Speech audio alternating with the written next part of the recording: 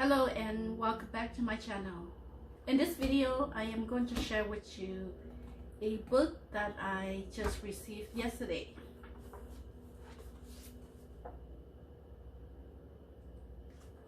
Coming to America, a selection of short stories. If you are a book lover and you like to listen to the book, read it on the paperback or on Kindle, I will put a link in this description and you can use it. As for audio book, it will be available in July or August. I'm working with a professional narrator. So right now it's available on paperback and Kindle on Amazon. So like I say, if you are a book lover and you want to know more about immigrant life, about the Vietnam refugees, immigrants, then I suggest that you check this book out.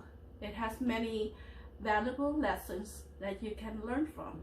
And if you are a second generation of Vietnamese who don't know how to read Vietnamese, this is the book for you. Because with reading this book, you would understand more about your ancestor, about your parents, your brothers, older brother or sister who came to America by boat or even by airplane, but it's a difficult life. When you start a new life in a new country, knowing nothing, then it is very difficult, especially the language. English was very hard for me to talk. I find it very difficult, and it took me many years to feel comfortable speaking my mind without having any difficulty. But it took a long time. So like I say, if you are a second generation of Vietnamese and want to know more about your ancestor, please check this book out. Okay. So today I am going to share with you, in this video, I'm going to share with you a few excerpts from this book. We have a total of 11 writers. We have 17 stories here. Some are shorter than others, but these stories is great story to learn from the first generation of immigrants. So I'm gonna share with you this story as from my journey to America. And let me see. In the aftermath of South Vietnam, in April of 1975, many Vietnamese people chose to escape the brutality of the new communist regime for the freedom of other lands. I was no exception. With 3 prior failed attempts to learn from, I was tempered as forged still in my resolve to accomplish this goal. There's a saying, 3rd time's a charm. For me, it was the 4th. In 1989, by virtue of sheer determination, I was finally able to leave Vietnam by sea. So this author, 4 times, on her 4th time, she was able to leave the Vietnam. That's crazy. 4 times. And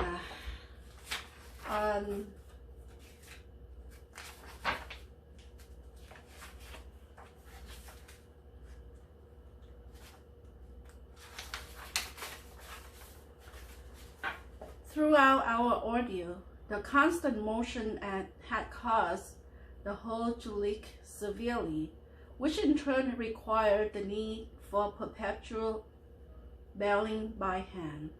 We knew our boat was coming apart and would not survive much longer. Oh no, we sighed. As the motor died again, the mechanic did his best, but it was hopeless. Now we were down to 1 functioning engine. The warm air and the light wind were now our only saving grace.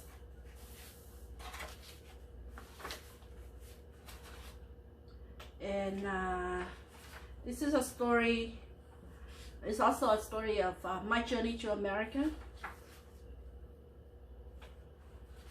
I left Vietnam on a dilapidated, overcrowded boat when I was 14, leaving every bit of my life behind and unaware of any consequences. I left knowing it was all or nothing.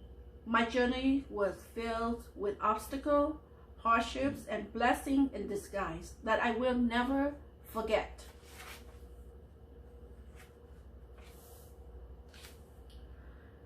On the fourth day, at about 11 a.m., the captain spotted a small dot on the horizon and excitedly exclaimed that it was an American ship. We were ecstatic. We waited for hours, but it turned out to be a pirate fishing boat. They were disguised as fishermen. They wore underwear and no shirt. They held empty buckets, baseball caps, hammers, knives, and guns. We were too weak to defend ourselves, as we had many children, women, and aged people on the boat. They spoke Thai and charged onto our boat. They attacked the men and screamed at everyone. They asked us to sit down and put our hands on our head. They searched for money, valuable things, and threw everything to the sea, including what was left on our food and water. It was like a war zone. No one was able to help anyone else, but only to follow their orders. The pirates ordered us to jump onto their fishing boats so they could search our boat thoroughly. We thought that we would encounter pirates just this one time, but every time one pirate ship left, another one came. We were attacked and robbed by different pirates more than 10 times. They threatened to kill us if we disobeyed. That's crazy. That is so crazy. And on this one is a story of a struggling student, college student. There were many times when I came home from restaurant feeling so overwhelmed with fatigue, and my whole body was so sore, but I had to keep my eyes open to study and prepare for school the next day. A few weeks after the school started, I still did not have the money to buy a calculus book, so I had to borrow the book from a friend to make copies. One day after work, I asked the restaurant owner why I had been working for more than 2 weeks and still did not get paid. I told him the reason I asked was because I needed the money to buy a calculus book. The owner did not even bother saying a word. He just opened the cashier and threw a $50 bill onto the counter. I tried to restrain my anger and accepted the money. The same calculus book that I used that money to buy, I have still kept it until now. After he left the restaurant, he worked for another one. This is a Kentucky Fried Chicken restaurant.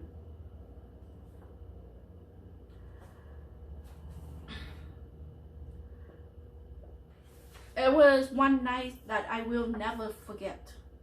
While I was finishing up cleaning the floor, I was rushing to go home because I wanted to prepare for final exam on the next day. Suddenly, I slipped and fell. Unfortunately, my right hand landed inside the boiling oil pot, where it was used to cook the chicken. Perhaps the pain from the burn was so substantial that I did not feel the crucial pain. That was instead scared as I watched the emergency crew cut away the skin where it was peeled off from my hand, piece by piece, just like a crispy chicken skin that I saw every day. The only thing that I was worried about at the time was how I could hold the pencil to do the final test the next day with all the bandage wrapped around my hand.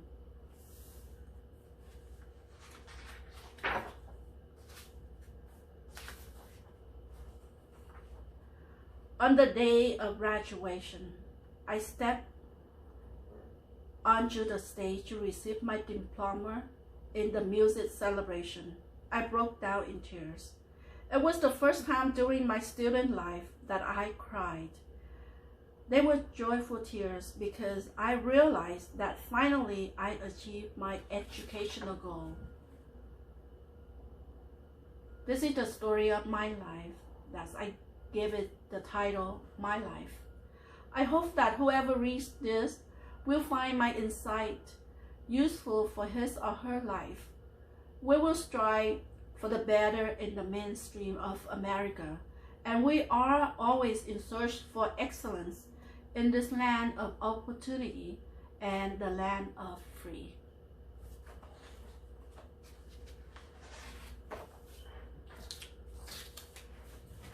So there are many stories, 17 stories, 17 difficult hardship stories of first-time immigrants, first-generation immigrant in America. We escaped country. We worked so hard to get here. That's why all of us are very grateful to this country, the United States of America. Most of us are now successful business owners, working for the corporate world, and we give back to society. And as writers, Vietnamese writers, we write because we want to make a history for the future generation, for my children, my grandchildren, or great-grandchildren. Maybe 50 years from now, 100 years from now, maybe they will still find this book in a library, maybe in a bookstore or online, to read it and understand what we go through. So I take pride as one of the writers in this book. I'm very happy that we finally make it. This is our second book. The first one was in Vietnamese. This one we decided to write in English because we want to write not just for us, but for our younger generation and many generations to go. So I thank you for spending your time listening and watching me. I hope that this passage, this excerpt will inspire you to go and click on the link to get the book yourself. All right, so thank you for your time. If you actually watched to the end of this video, just send me a comment that you watched to the end of the video. I appreciate that. And if you like what you see, click like and subscribe for more videos. I make different videos. I like to share my knowledge in Medicare Advantage, Medi-Cal, health insurance, life insurance, in writing, in publishing. I will dedicate my time on cooking, but that will be in a different channel. I want to just do that on one channel, and cooking with Crystal H. I will do that maybe in a few months. I'll publish one cooking recipe a week. That's my goal in a few months. And I do also have a Vietnamese channel, just reading Vietnamese story, narrating. That's what I love to do. So if you are Vietnamese and you like to listen to that, then look me up nhà văn Như Ý. Okay, all right. Thank you, and I'll see you on my next video. Take care and be blessed. Bye bye now.